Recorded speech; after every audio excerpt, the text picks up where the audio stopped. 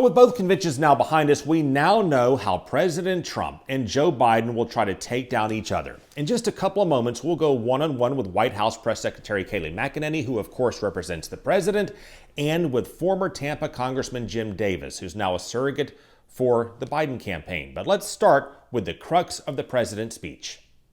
And this election will decide whether we will defend the American way of life or whether we will allow a radical movement to completely dismantle and destroy it. Trump claimed the violence we're seeing on some American streets is a glimpse of what Joe Biden's America would be. Democrats have countered by saying that's what Trump's America already is. And that's the core of the back and forth we're going to hear from both sides in the stretch run of this campaign. On the pandemic, Biden claims Trump mismanaged the response, costing lives and jobs, while President Trump claims Biden would make things worse by shutting the economy down again. Biden does not plan to shut down the economy, but he did say he would follow guidance from the scientists to fight the virus, and if scientists say an economic shutdown becomes necessary, Biden said he would do it. Joe Biden wants to inflict a painful shutdown on the entire country. Please welcome our guest, Kayleigh McEnany, White House Press Secretary and Tampa native. Thank you for joining us. Thank you, Craig. To the president's claim that Joe Biden would shut down the economy, Biden said if scientists said it was necessary, he would do that. But what if we do have a second wave that's far worse than the first? The nation's leading infectious disease public health experts say that yes, we need to shut down as we did in March to hold off some kind of unspeakable catastrophe. Would the president override the recommendations and not do it? The president listens to his medical experts and takes their counsel in, but I've heard several of these medical experts say that a shutdown would not be necessary.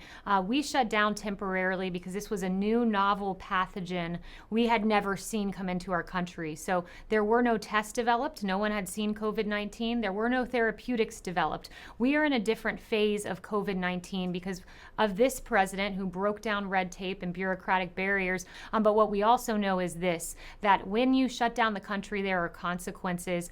Suicides go up, drug overdoses go up. There are all sorts of collateral effects. And for this president, that is something that he will not accept. He wants to keep this country open, he wants to keep it running, and he wants to keep Americans safe, and he can do both things at once. On the president's speech, as a communications expert, you know people will largely frame a message based on nonverbal communication, on the optics. Well, Thursday night, the optics were shoulder-to-shoulder crowds, many not wearing masks, no social distancing, which does run counter to the government guidelines on reducing the risk of community spread. Does it therefore run the risk of sending mixed messages from the president of do as I do, not as I say? Well, the president, masks were handed out. They were recommended to wear. Hand sanitizer was there, but ultimately it was individual's choice whether to attend the event. His accomplishments were listed in a 70-minute speech, and we think it was a very encouraging, uplifting message that the American people needed to see. Kayleigh McEnany, thank you very much for your time. Thank you, Craig. For Democratic Perspective, please welcome Jim Davis, former congressman from Tampa and surrogate for the Biden campaign. Thank you for joining us. Good to be with you, Craig. Well, the president claims Joe Biden would shut down the nation again, and Biden said he would, in fact, do that if scientists recommended to fight the virus. You have to note that scientists today have come around to the premise that a blanket shutdown can be an overly blunt tool given what we've learned about the usefulness of masks and other precautions. Right. I think what Joe Biden has said, and he said it from the first day of this pandemic, is that he believes we should rely on the guidance of the Center for Disease Control and the scientists and experts who have guided us through many pandemics in the past. And I think that continues to be his view, and that if you want people to stay healthy and you want the economy to recover, your first priority has to be to take the steps that are recommended by the CDC. Well, the CDC's been a bit fickle. It just changed its guidance on why you would get a test, and you wouldn't necessarily need one now if you've been exposed. You can get mixed signals from the CDC. To what extent do you put all the stock in it? Unless we forget, at the beginning of this pandemic, they botched the rollout of the tests. Well, the problem is there's been unprecedented political interference in the CDC. The president and his team did not want to hear the bad news, but what people needed to hear was what was actually happening. The president's advisors have contradicted the CDC, Dr. Fauci and others. They've muzzled them.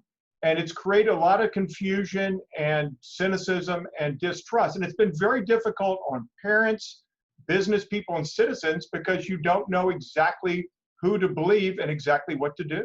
The president is framing this race on law and order. How would Biden prevent violence we're seeing today from spreading into other communities? Well, let's start where we are today, Craig.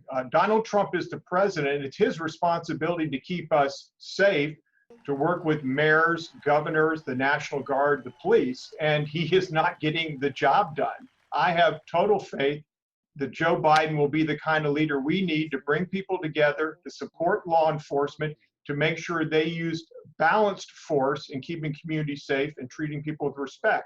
Is there any risk that efforts to step up oversight of law enforcement to root out the small number of bad eggs could in some way hamper the operations of law enforcement, specifically when you combine that with adjustments in funding to the point that law enforcement would lose some of its ability to control the violence we're seeing?